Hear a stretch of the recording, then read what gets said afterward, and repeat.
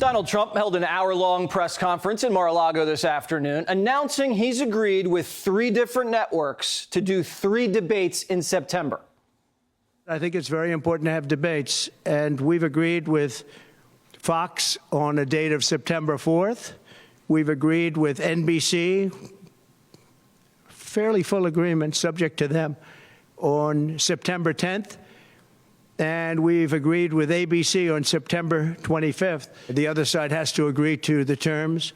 They may or may not agree. I don't know if they're going to agree. She hasn't done an interview. She can't do an interview. She's barely competent, and she can't do an interview.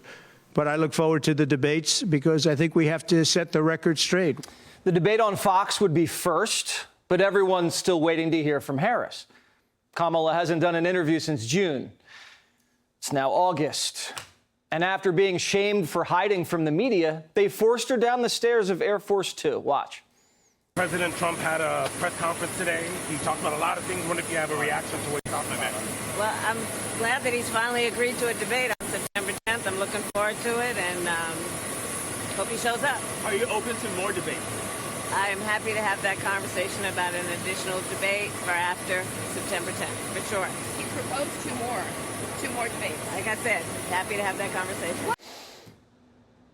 Kamala's seen Trump end people's political careers on the debate stage, and she's never participated in a presidential debate before. Trump's done 6. So she might be pretending to have the upper hand. I hope he shows up. Come on. She's terrified, and the ball's in her court. The networks and Trump have agreed to 3. She's agreed to 1. And if she finally comes to terms, the Fox debate would be first, right after Labor Day. That would give her 2 whole weeks after her convention to prepare. That's a lot longer than Biden had to prepare. And we saw what happened there.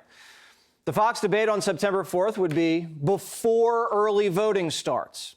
I know it's ridiculous to have 2 months of early voting, and the Republicans better have their act together. But shouldn't the country see these 2 square off before we cast a ballot? Kamala wants to wait as long as possible to debate Trump, because that debate could officially end the honeymoon. What if this so-called honeymoon period doesn't end? Oh, it's going to end.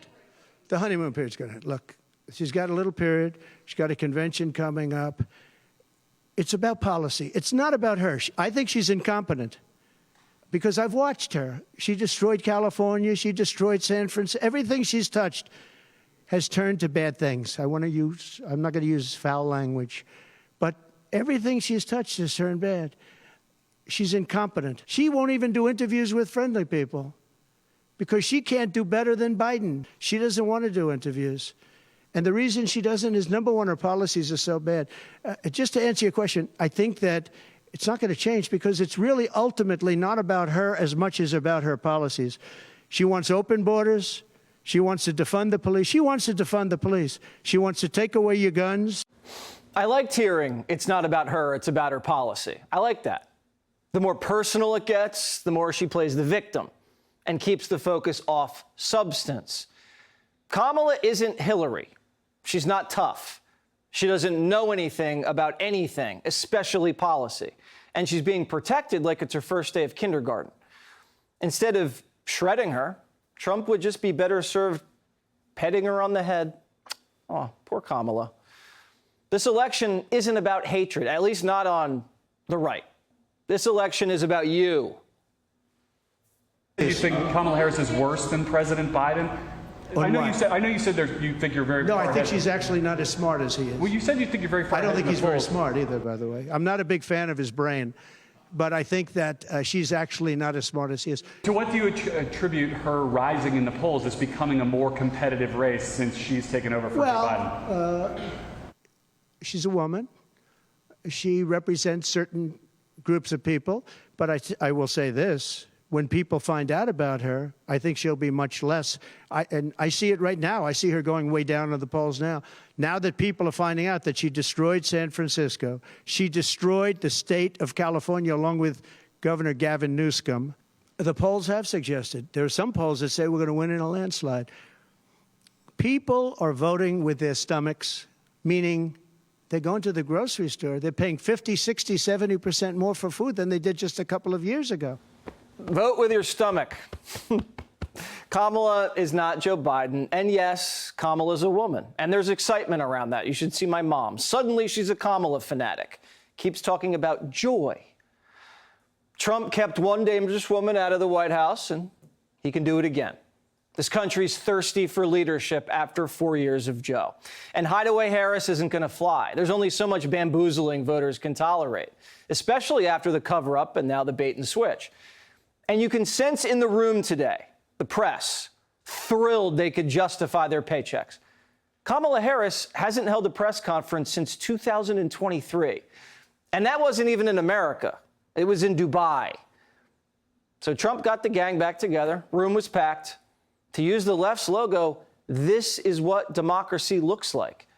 Freedom of the press, freedom of speech, live exchanges of ideas without censorship, voters listening to a man vying to represent them and serve them, unscripted, without cheat sheets and teleprompters.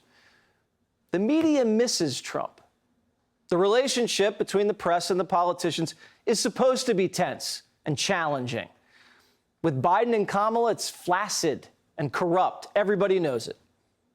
They were even up to their old tricks again. There's been some discussion around Vice President Harris's relationship with Willie Brown, the former mayor of San Francisco, and how that might have intersected with her career trajectory. So I'm just wondering if you followed that discussion at all and any thoughts on that. Well, I know Willie Brown very well. In fact, I went down in a helicopter with him. We thought maybe this is the end. I haven't seen him in years. But he told me terrible things about her. But this is what you're telling me anyway, I guess. But he had a big part in what happened with Kamala. But I don't know, maybe he's changed his tune, but he was not a fan of hers very much at that point. Trump didn't take the Willie Brown bait. That's disciplined. He was asked again about Kamala's racial heritage, didn't take the bait, disciplined. He was asked about abortion, disciplined. The press finally did get under his skin, of course, when they asked about crowd sizes. Are you worried at all about the size of Harris's crowds? Oh, give me a break. Listen, I had 107,000 people in New Jersey. You didn't report it. I'm so glad you asked. What did she have yesterday, 2,000 people? If I ever had 2,000 people, you'd say my campaign is finished.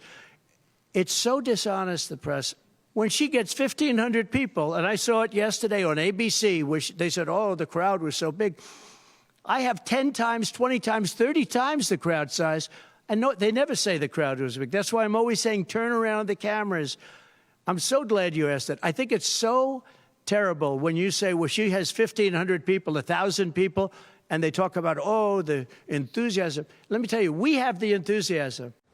In the last week, Trump's done a rally, Fox and Friends, radio, podcasts.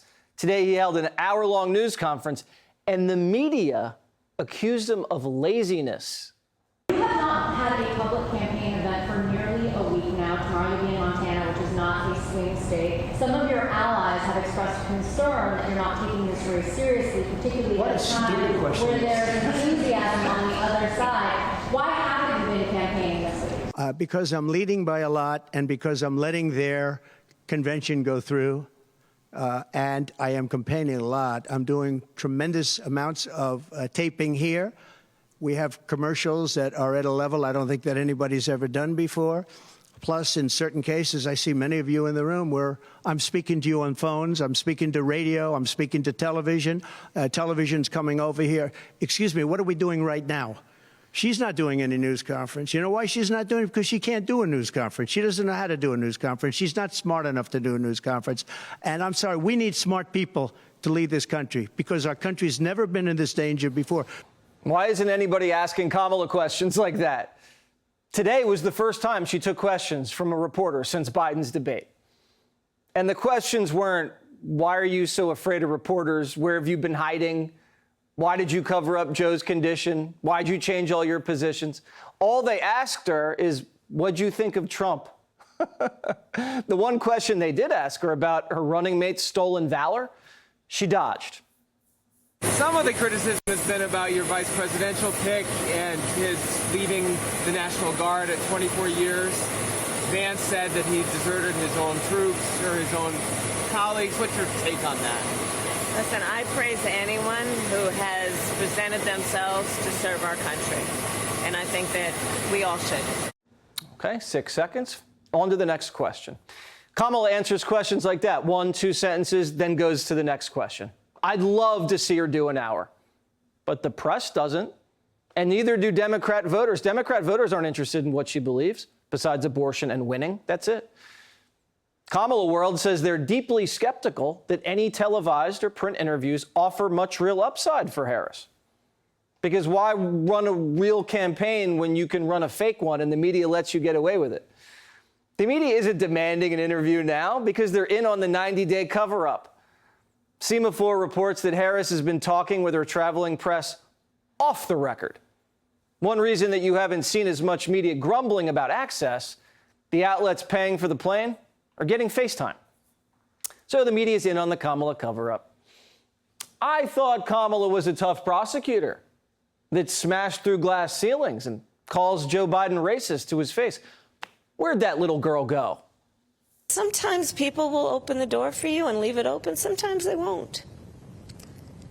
And then you need to kick that door down. As a woman, there's a balance to be struck between being tough and being a bitch.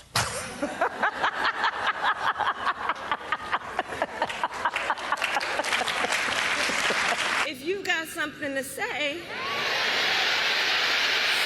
to my face. If you want to be a girl boss, do you really want to be treated like a little girl? Because that's how we're treating Kamala. She's supposed to be the first female president. Do women want the first female president to be protected like a kid in a car seat, carried around, pampered, swaddled? Nobody's letting her out of her crib because they're afraid she might hurt herself. That's not how we treated Hillary. Hillary stood on her own 2 feet. Sure, Hillary got good press. She's a Democrat, of course, but she wasn't babied like Harris. If I were Harris, I'd be embarrassed. They're saying she didn't choose Shapiro because she didn't want him to upstage her. She chose Walz instead because he made her feel safe and warm and comfortable and promised not to run for president later. What is Walz? Kamala's cuddly stuffed animal? J.D. Vance strolled over to her tarmac, gave her traveling press corps jazz for helping her hide, and it worked. Smoked her out of her little hole today. And here's how the media covered it. Watch. She's also got this stalker going around from city to city like a hangdog ex-husband trying to find her. So I trust the Secret Service, but I'm glad that she's got Tim Walz there, too. He's on it. Yeah, it is so weird, Lindsay. It is so weird that, like, Trump is playing golf somewhere while J.D. Vance is, like, stalking the vice president and saying weird stuff to reporters. Like, he's not helping to make it himself not seem weird. Is Walz her running mate or her security blanket? I mean, if anyone gets near Harris, they're a stalker. This is not high school, ladies. This is the great American Republic.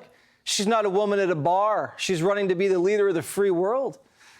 But first you can't talk to Kamala, and now you can't go near her. She's not a princess. Trump's not running against Meghan Markle. They sent De Niro out to troll Trump at the courthouse. No one called him a stalker. We just called him crazy. And I love Bobby's movies. That's about it.